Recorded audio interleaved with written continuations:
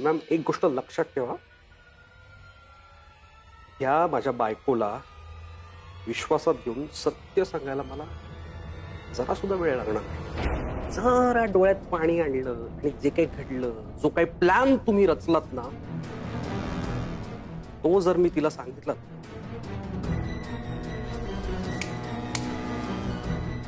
Game over.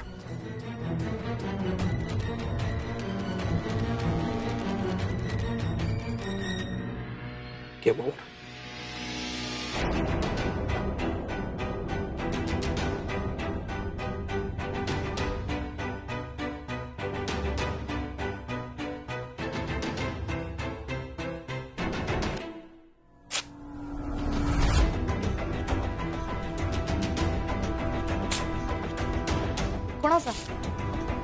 कोणाचा game over होईल? कुठलंच आहे? कुठले पैसे?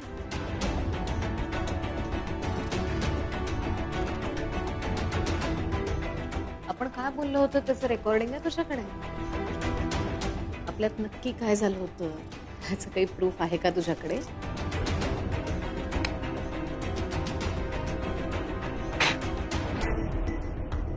दीड दमडीची लायकी आहे तुझी, तरीही माझ्या घरात राहतोयस, फुकटचं खातोयस, पितोयस, आमच्या बरोबर वावरतोयस. काय ना, हा जो चेक आहे, हे जे पैसे आहेत ना, प्लस स्वीटूला माझ्या आणि ओमच्या आयुष्यातून कायमचं दूर करण्यासाठी दिले होते. त्यासाठी तुझं लग्न लावून दिलं होतं स्वीटूशी.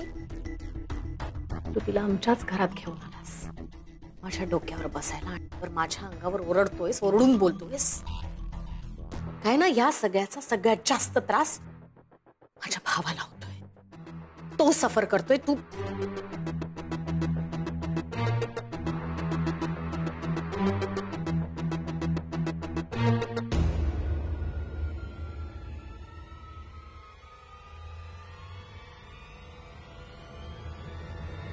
I am sorry. I am sorry ma'am. I am sorry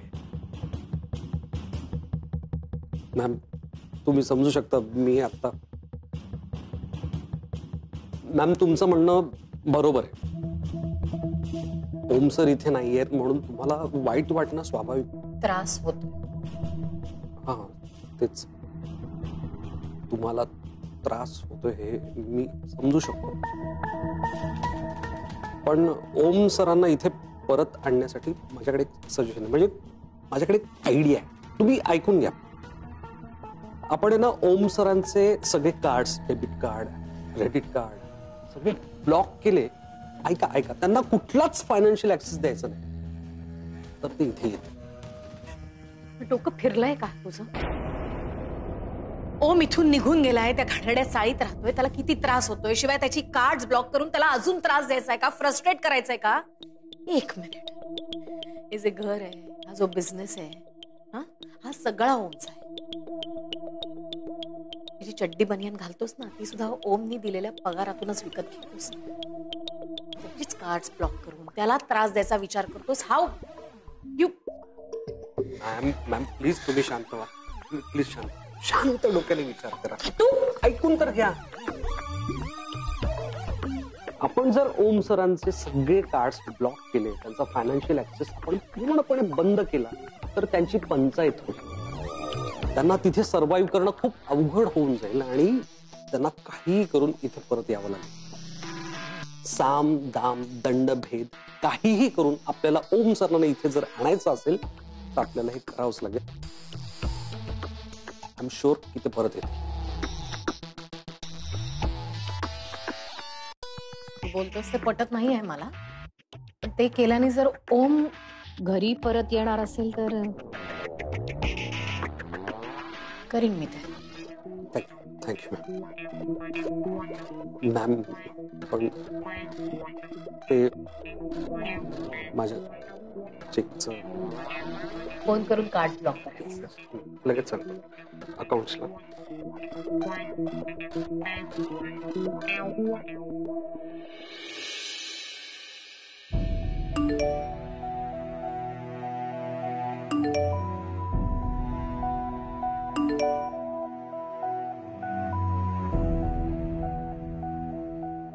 account number 3050 blocked आणि हे दुसरं अकाउंट ब्लॉक्ड.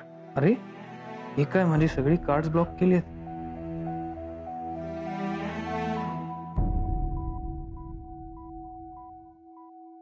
युअर्स फेथफुली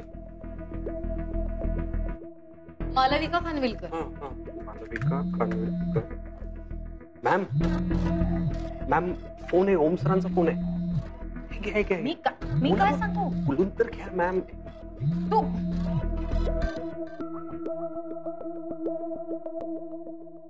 हा ओम. हॅलो ताई, मी ते माझ्या क्रेडिट कार्डचे मेसेजेस बघितले. हा ते मी It's okay. आता मी कंपनीत काम करत नाही, सो मला कंपनीची कार्ड वापरायचा काहीच अधिकार नाहीये. आणि ऍक्च्युली मी ज्या दिवशी तुला भेटायला आलो होतो त्याच दिवशी तुला कार्ड द्यायला हवे होते, बट त्या दिवशी विसरलो. So, त्याबद्दल सॉरी. ऐक ना ओम, तसं काही नाहीये प्लीज. मी ते फक्त ताई तू. ताई, तू योग्य केलंयस. तू मला एक्सप्लेनेशन देऊ नको, त्याची काही गरज नाहीये. ऐक ना, मी हे सगळं तू. ऐक, I am fine actually. I will manage it. Take care.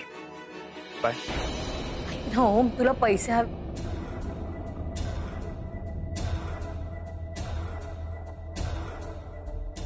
काय झालं मॅम? तुझं ऐकून मी मूर्खपणा केला. ओमची कार्ड्स ब्लॉक केली आणि आता त्याला किती त्रास होतोय. त्याला अजून त्रास दिला आपण. तू मॅम तुम्ही जर शांत व्हा, धीर धरा ना थोडा. कुठल्याही गोष्टीला थोडा तरी वेळ लागतो ना. Please trust. ते परत येतील.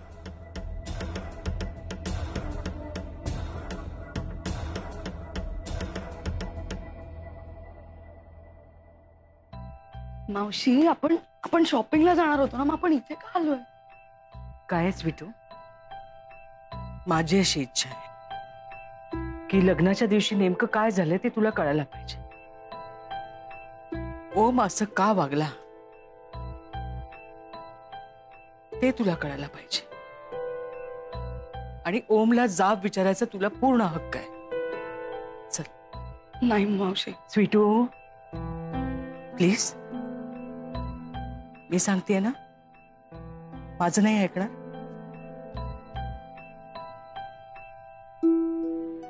नलमावशी, मी जरा जाऊन येतो, माझं एक छोटंसं काम आहे. नाही थांब. कुठे चाललायस तू? काहीतरी खाऊन जा ना. नको, अगं भूक नाहीये. अरे गरम गरम भाजी झालीये, चपाती भाजी खाऊन जा. मी आलोच.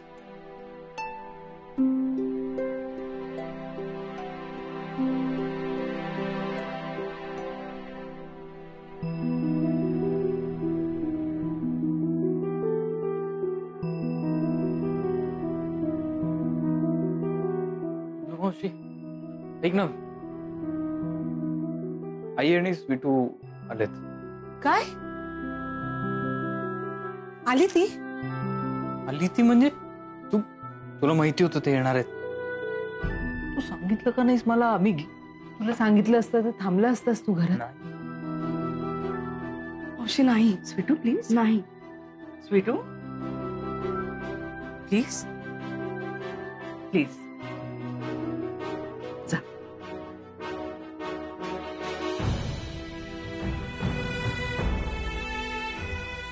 ओम, तुला तिच्याशी बोलायला हवं.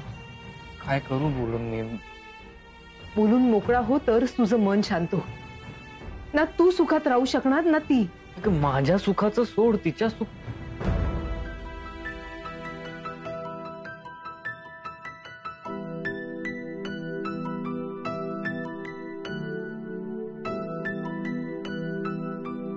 ओम,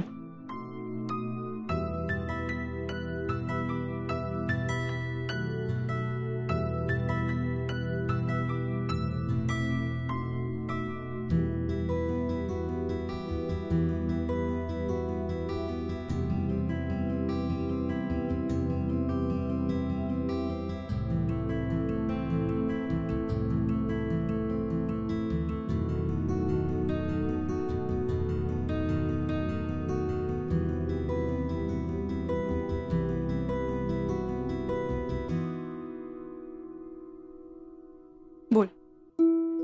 हाय. आता काय बोलणार म्हणा तू? सॉरी.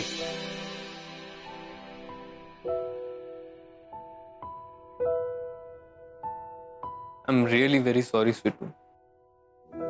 हे बघ, जे झालं ना ते खूप अनफॉर्च्युनेट होतं, आय नो, आणि ते अनएक्सेप्टेबल होतं. पण मी तुला फसवलं नाहीये. खरंच मी तुला फसवलं नाहीये. मी येणार होतो, मला वेळेत यायचं होतं, पण मी नाही येऊ शकलो. I am very sorry.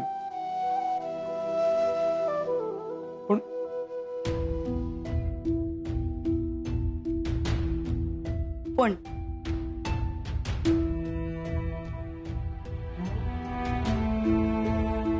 पण काय? पण तुला इतकं महत्वाचं काम आलं की तू स्वतःचं लग्न आहे हे विसरलास. तू एका मुलीला दिलेलं वचन विसरलास. तू हे विसरलास की एक मुलगी इथे मुंडावळ्या बांधून हातात हार घेऊन तुझी वाट बघत उभी आहे.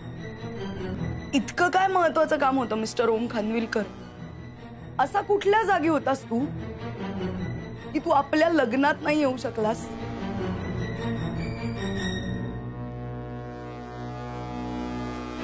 का? आता काय झालं? उत्तर द्यायची हिम्मत नाहीये का इच्छाच नाहीये? सांग ना. इतके महिने ज्या गोष्टीसाठी आपण धडपडलो, जगाशी भांडलो, ती गोष्ट जेव्हा पूर्णत्वाला येणार होती त्या क्षणी तू मला सोडून का निघून गेला सोम? अरे त्या तुझ्या महालातनं तू इथे येऊन चाळीत राहिलास. इथे पडेल ते काम केलंस. दिवस रात्र जागून काढले, सगळी मेहनत केली. मग असं काय आठवलं तुला की ज्यामुळे तू मला मांडवात तिथे लग्नाच्या एकटीला सोडून निघून गेलास? आणि मग जर जायचंच होतं तर मग मला इतकी छान स्वप्न कशाला दाखवलीस, खरी वाटतील अशी? एका गरीब मुलीला एक राजकुमार भेटतो आणि तिचं आयुष्य बदलून जातं.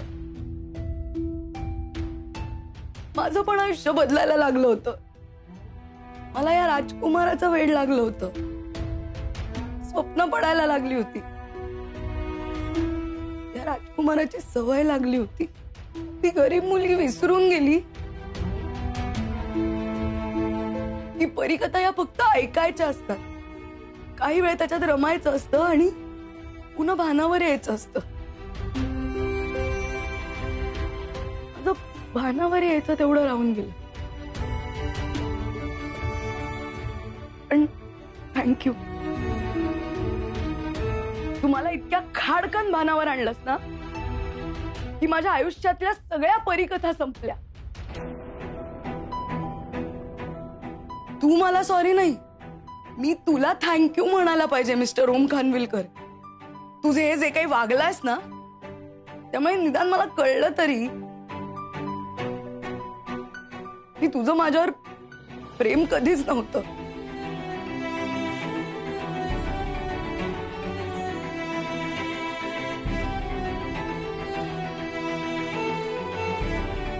आई म्हणते ना ते बरोबर आहे. जे होतं ते चांगल्यासाठीच होतं आणि हे चांगल्यासाठीच झालंय. तुझा खोटेपणा, बेजबाबदारपणा मला लग्नानंतर कळला असता ना तर मी उद्ध्वस्त झाले असते, काही करू शकले नसते. तू जिथे मला एकटं सोडलंस ना तिथे त्याच मांडवात त्याच मुहूर्तावर माझं लग्न झालं आणि मला चांगला नवरा मिळाला. माझं सगळं छान झालंय. मी खूप खूप खूप आनंदात आहे. सगळं मी तुला काय सांगते म्हणा, उगाच माझ्या सुखाला तुझी दृष्ट नको लागायला.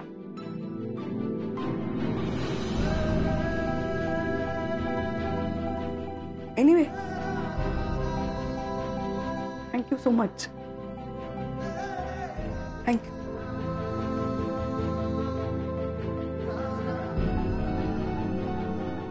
स्वीटू स्वीटू स्वीटू ए स्वीटू बाळा काय झालं हे? तू का बोलला नाहीस तिला? खरं खरं तुम्ही हे सगळं बोलावं म्हणून आम्ही ही भेट घडून आणली होती. तू का नाही बोललास ओम? तू का नाही सांगितलंस तू आमच्यासाठी काय केलंयस ते? ओम ती किती बोलली तुला, तू का नाही बोललास राजा? तुला कळतंय का ती ती आयुष्यभर तिरस्कार करेल तुझा? मी नाही बोलू शकलो तिच्याशी. का?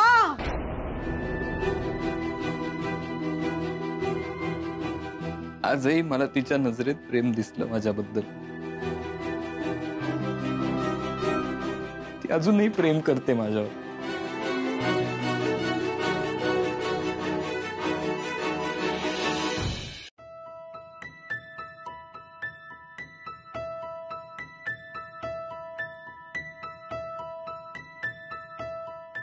शकू, बरं झालं तू आलीस. येणारच होते. मुलांसाठी यावंच लागलं ना. मागच्या भेटीत काहीच निष्पन्न झालं नाही. स्वीटूचा संताप झाला आणि ओम दुखावला गेला बस. शकू, मला वाटलं होतं की एकमेकांशी बोलतील, एकमेकांवर रागवतील, एकमेकांना जाब विचारतील, पण तसं काहीच झालं नाही. फक्त गैरसमज वाढले. स्वीटूने किती ऐकवलं ओमला. ऐकवणारच ना. जे काय झालं त्याबद्दल ती माफ नाही करू शकत ओमला. काही बाबतीतनं फार हट्टी आहे स्वीटू, अगदी तुझ्यासारखी. आणि तुझाच हट्ट होता ना की स्वीटूला घरची सून करून घ्यायचं म्हणून. नाही, हट्ट माझा होता खरा, पण त्याहून हट्टीपणा तू केलास हे तुझ्या लक्षात आलंय का? एवढी अडून बसलीस. नाहीतर आज काय झालं असतं? ती परिस्थिती ओढवली असती. नाही, खरंय तुझं. तेव्हाच हो म्हटलं असतं. हट्टीपणा केला नसताना तर आज आपल्या पोरांवर ही वेळ आली नसती. शकू, माझ्या लक्षात एक गोष्ट आली आहे, तुझ्याही लक्षात आली तर बरं होईल. आपल्यामुळे खूप काही बिनसलंय.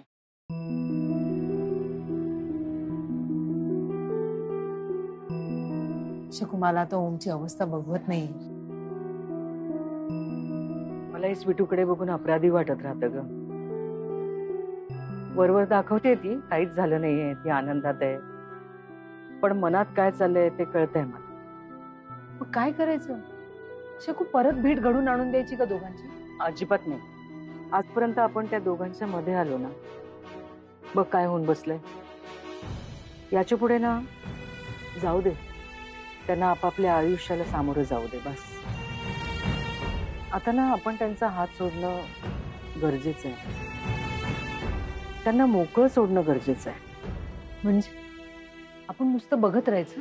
बघत नाही राहायचं.